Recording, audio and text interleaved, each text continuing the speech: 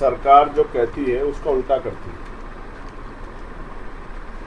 पिछले 11 साल के कार्यकाल में एनडीए की जो केंद्र की सरकार है या स्टेटों में जहाँ जहाँ उनकी सरकार है, आप ये देखो, उन्होंने जो कहा उसका उल्टा किया। अब वो कह रहे हैं कि हम वक्फ में इस संशोधन जो कर रहे हैं इसके जरिए गरीब मुसलमान को लाभ होगा। आपको क्या लगता है कि भाजपा मुसलमानों के पक्ष में है या मुसलमानों के खिलाफ?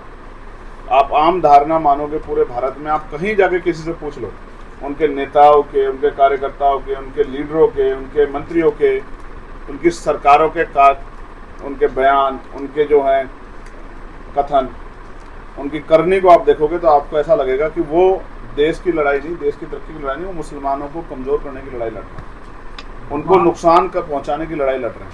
तो ऐसे में हिस्ट्री में सब चीज़ें रिकॉर्ड होती हैं। जब 2060-70 के दशक में जाके आज हम 2025 में आने वाली पीढ़ियाँ हिस्ट्री पढ़ेगी तो जानने का प्रयास करेंगे कि जब मुसलमानों पे इतना बड़ा जुल्म हुआ तो उनके पक्ष में कौन खड़ा था, उनके विरोध में कौन खड़ा था। सिर्फ राजनीतिक महत्वाकांक्षा के लिए, सिर्फ राजनीतिक जो है कुर्सी के लिए आज यहाँ कमजोरों के पक्ष में ना खड़ा हो जाए, मैं इस बात से सहमत हूँ भाई। उनको आज जरूरत है, और आप जानते हैं जब जब किसी कमजोर को जरूरत पड़ी हो, किसी जाति धर्म का हो, उसके चाहे वो किसानों का मामला हो, पहलवानों का मामला हो, चाहे वो एनआरसी का मामला हो या वक्फ का मामला हो, या कमजोर वर्गों पे, दलितों, पिछड़ों, आदिवासी पे कहीं भी कोई जुल्म हुआ, चाहे पार्लियामेंट में सड़क हो, मैंने कभी अपने आप को उनसे अलग नहीं छोड़ा। मैंने हमेशा उस लड़ाई को लड़ा, आज में उस लड़ाई को लड़ा। मैं उनको समर्थन करने और विश्वास दिलाने आया हूँ कि हम आपके साथ हैं। सरकार जानती है कि ये जो लोग आंदोलन चला रहे हैं ज़्यादा दिन तक आंदोलन शायद चला नहीं पाएंगे, इसलिए सरकार चुपचाप बैठी। जिस दिन सरकार को एहसास हो गया कि आंदोलन बढ़ रहा है, उसकी शक्ति बढ़ रही है, लोग इसके साथ जुड़ रहे हैं, तो आप याद करो 13 महीने तक किसान आंदोलन बैठे रहे, सरकार चुप रही। लेकिन जैसे इलेक्शन आया, सरकार ने हाथ जोड़ के कहा कि हम किसानों की सारी मांगें मांगते हैं। तो मैं फिर स्पष्ट करूँगा, आंदोलन में भी धार पैदा नहीं हुई। आंदोलन में धार पैदा होगी, ज़्यादा लोग उससे जुड़ेंगे तो सरकार अपने आप रास्ते पर आ जाएगी। भाजपा के विधायक है सुनील त्रिपाठी, वो कहते हैं कि जय भीम क्रिमिनल्स बोलते हैं। हाँ, देश के प्राइम मिनिस्टर बोलते हैं इस बात को, देश के प्राइम मिनिस्टर बोलते हैं, देश के होम मिनिस्टर बोलते हैं। अब मुझे नहीं पता कि वो अपनी पार्टी के नेताओं को, बड़े नेताओं को क्रिमिनल मानते हैं, तो मैं तो इसमें कुछ नहीं कह सकता। हम तो जय भीम के नारे से शुरुआत करते हैं, लेकिन मैं आपको रिकॉर्ड दिखा देता हूँ। कहूँ तो मोदी जी को जय भीम बोलते हैं, अमित शाह जी को जय भीम बोलते हैं, तो वो जय भीम किसको बोल रहे हैं? वो क्रिमिनल किसको बोल रहे हैं? उनके विधायक। तो शायद मुझे लग रहा है कि वो देश के आदरणीय प्रधानमंत्री जी को और गृह मंत्री जी को क्रिमिनल बोलते हैं, तो उनको सोचना चाहिए कि अपने नेताओं के बारे में ऐसा नहीं बोलना चाहिए। सर, आप दोबारा से दलितों के लिए पृथक निर्वाचन की मांग कर रहे हैं, ऐसा क्यों? हाँ, ये बड़ा अच्छा सवाल है, क्योंकि जिस तरह की जातियाँ, पृथक निर्वाचन की बात मैं नहीं कर रहा था, मैं सेपरेट सेटलमेंट की बात कर रहा था। आप सेपरेट इलेक्टोरेट की बात कर रहे हो, मैं सेपरेट सेटलमेंट की बात कर रहा हूँ। जब सेपरेट इलेक्टोरेट के मामले में तो ये रिजर्वेशन आया, जब पूना पैक्ट हुआ, मैं सेपरेट सेटलमेंट की बात कर रहा था। उसका कारण ये था कि जिस तरह की हिंसा, जातिगत हिंसा कमज़ोर वर्गों पे हो रही है, तो अगर सेपरेट सेटलमेंट होगा तो शायद इस हिंसा से हम लोगों की जान बचेगी। जब सुरक्षित रहेंगे तभी तो अपने अधिकारों के लिए लड़ पाएंगे। अभी तो जान पे के लाल हैं। आप बिहार को ही देख लो, मैंने आते गिनवाया कि 10-12 घटनाएं ऐसी हैं, कोमल पासवान से लेकर पूजा और तमाम जो हैं, 12-15 दिन घटना है। तो इस जंगल राज में जातिगत जो है अन्याय वो बंद हो, इसके लिए जो है मैंने सेपरेट सेटलमेंट की बात की, क्योंकि बाबा साहब भी कहते थे, बाबा साहब की मांग थे, सेपरेट सेटलमेंट हो जाता तो हमारी बस्तियाँ अलग होती, शायद आज जातिगत अन्याय अत्याचार नहीं हमें सहना पड़ता, हम कम से कम अपनी तरक्की के रास्ते खोज पाते, देश की तरक्की में योगदान दे पाते। देश के जाने माने कॉमेडियन कुणाल कामरा के स्टूडियो पर तोड़ दिया गया। अभिव्यक्ति की आज़ादी जो कॉन्स्टिट्यूशन देता है वो सरकारों के खिलाफ यूज ना हो, इसीलिए हिंसा का सहारा लिया जा रहा है। मुझे ये भी जानकारी मिली है कि एक हमारे जाने माने पत्रकार साथी हैं नौजवान, जो एक बुलंद आवाज़ है अनुराग ओझा, उन पे भी यहाँ बिहार में पटना में जंक्शन के पास हमला किया गया है। वो हमला इसलिए किया गया है कि वो मुखर होकर सरकार के खिलाफ बोलते हैं, विरोधियों को लगता है कि वो इस हमले से उनकी आवाज़ को दबा देंगे। ये हिंसा भारतीय जनता पार्टी का शासन आने के बाद बढ़ी, पहले विरोध को सहन करना पड़ता था, विरोध को सुनना पड़ता था। आज लोगों में इस सरकार के नेताओं के नारों की वजह से, नारा आता ना गोली मारो सालों को, इन नारों की वजह से लोग हिंसक हो गए और वो हिंसा का सहारा लेके न्याय के खिलाफ उठने वाली आवाज़ों को दबाना चाहते हैं। हालांकि संभव नहीं। आप जितना किसी चीज़ पे जोर लगाओगे, दबाओगे, उतना ही शक्ति से आप एक पे जोर लगाओगे 10 तैयार हो जाएंगे। आज तो देखना सोशल मीडिया के जरिए हर घर में पत्रकार तैयार हो रहे हैं। शायद जो है सरकार को बहुत कुछ झेलना पड़ेगा और मैं यहाँ के एडमिनिस्ट्रेशन से कहता हूँ आप सबके माध्यम से कि वो हमारे साथी की FIR दर्ज करके और उन आरोपियों पर सख्त कार्रवाई करे जिन्होंने इस तरह की हिंसा करने का काम किया है।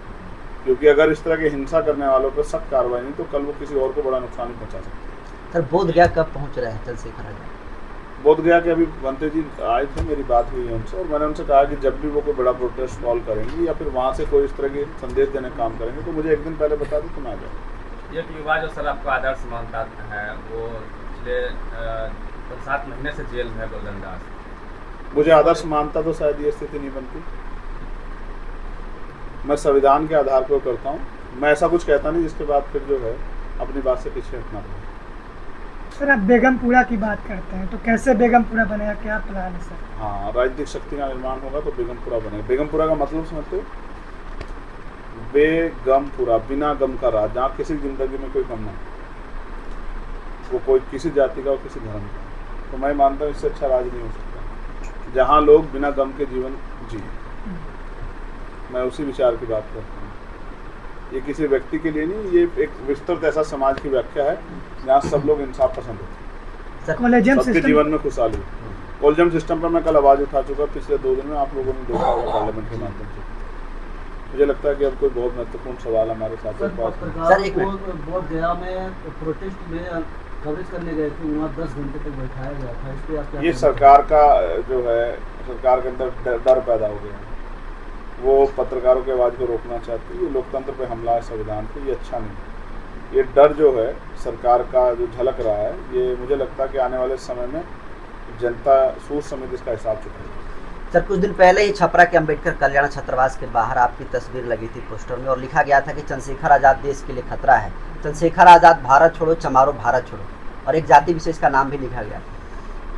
मैं कल सरकार के एक मंत्री से मेरे साथी हनुमान बेनीवाल जी, उनके कार्यक्रम में मिला था। मैंने उनको भी कहा कि सरकार के लोगों को इस तरह की सोच बदलनी चाहिए और सरकार से जुड़े हुए जो संगठन है उनको भी अपनी सोच बदलनी चाहिए। इस देश से कोई किसी को निकाल नहीं सकता। रही बात चंद्रशेखर के फोटो को टिप्पणी करने की, तो ये लोकतांत्रिक अधिकार है। मैं आलोचना से नहीं डरता ना विरोध से। आपको नहीं पता, मैं उड़ीसा गया था। जब मैं उड़ीसा गया तो वहाँ 200-300 लोग के एक ग्रुप ने आके आंदोलन किया, धरना किया, नारेबाजी। मैंने उनको, हमारे साथियों ने कहा कि वो ऐसा करना, मैंने उनको कहा कि अच्छा है, करने दो, ये उनका लोकतांत्रिक अधिकार है, वो विरोध अपना दर्ज करा सकते हैं। लेकिन विरोध और उद्दंडता में फ़र्क है। विरोध अगर उद्दंडता के रूप में परिवर्तित होगा तो फिर उसको, उस चुनौती को स्वीकार करना है। सर कुछ दिन पहले ही संसद से तस्वीरें वायरल हुई जिसमें आप चिराग पासवान के साथ देखे गए, क्या कुछ बातें हुई है? चुनाव भी है देखो, फिर मैं आपसे कहूँगा, चिराग जी या गिरिराज सिंह जी या आज नीतीश कुमार जी भी, आपको याद होगा मैं नीतीश जी से मिला था जी। तब सब लोग खुश थे कि नीतीश जी अगर इंडिया अलायंस का हिस्सा बन जाएं या एनडीए को छोड़ के भाजपा को हराने वाली टीम में शामिल हो जाएं। मैं ये प्रयास करता रहता हूँ जी। मैं सभी से कहता हूँ कि भाई वो आज के हालातों में छोड़ें। मैंने कल गिरिराज सिंह से भी कहा कि वो भी छोड़ें, इस सरकार को छोड़ के वो भी, आज ये समय है कि वो न्याय के पक्ष में खड़े। कल गले मिले हैं सर आप गिरिराज सिंह से? मैं मानव, मेरे अंदर किसी के प्रति कटुता नहीं। कोई अगर मुझसे हाथ बढ़ाता तो मैं दुश्मन से भी गले मिलता, लेकिन मेरे विचार, और मैंने फिर आपसे कहा कल गिरिराज सिंह जी सोचो ये पार्टी ज्वाइन बदल के इधर दूसरी पार्टी में आरजेडी में चले जाएं तब क्या होगा।